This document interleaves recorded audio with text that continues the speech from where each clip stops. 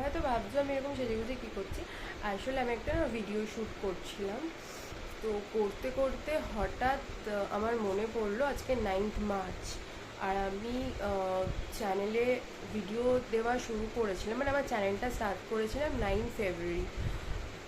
খুব একটা ভেবেচিন্তে স্টার্ট করিনি, বাস ওই চকলেট ডে ছিল, আর আমি একটা বড়ো সিল্ক কিনেছিলাম, ওটাকে জাস্ট আনবক্সিং করতে করতে ভিডিওটা করেছিলাম। তো হয়ে গেল প্রায় 1 মান্থ।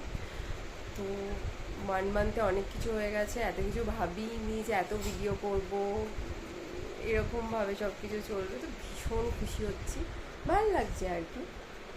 আর এই যে আমার ফিফোকে দেখে নাও, হাই বলে দাও। তো বেশ কিছু বলার নেই, খুব খুশি, কারণ 1 মান্থ হয়ে গেল, রোজ একটু একটু করে ভিডিও করছি, ভাল লাগছে। চাই না, বাস তোমরাই বলো আমার ভিডিও কেমন লাগছে।